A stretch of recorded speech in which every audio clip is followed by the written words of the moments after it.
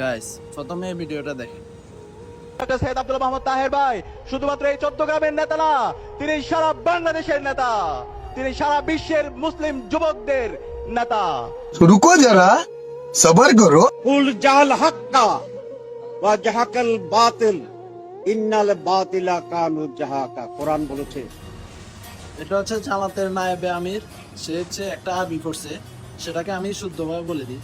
ওয়াকুল জাআল হাক্কু ওয়া জাহাকাল বাতিল ইন্নাল বাতিলা কানা যাহুকা। এটা হচ্ছে সঠিক।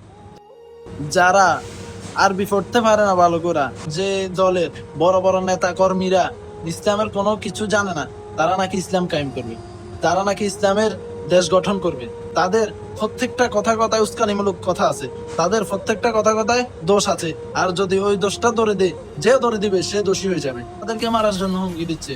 আমি সাধারণ জনগণ হিসাবে আমি বলি, তাদেরকে বর্জন করুন, তাদেরকে ভোট দেওয়া থেকে বিরত থাকুন। যারা ধর্ম ব্যবসা করে, যারা কোরআন নিয়ে ব্যবসা করে, তাদেরকে ভোট দেওয়া থেকে বিরত থাকুন। আমার একটাই অনুরোধ দেশবাসীর কাছে, আপনারা যদি হায়নাদার মুক্তি হতে চান, আপনারা যদি দেশে মুক্ত থাকতে চান, আপনারা স্বৈরাচারকে বরদাস্ত করুন।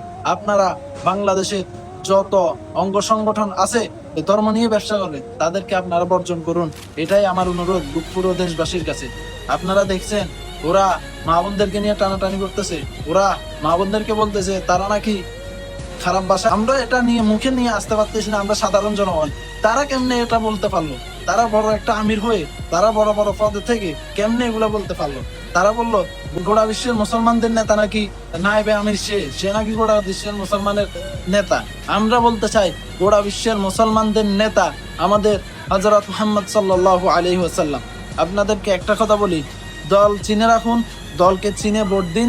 আমার একটাই আশা, আপনারা সঠিক দলকে ভোট দিবেন, সঠিক দলকে জয়ী করবেন ইনশাআল্লাহ।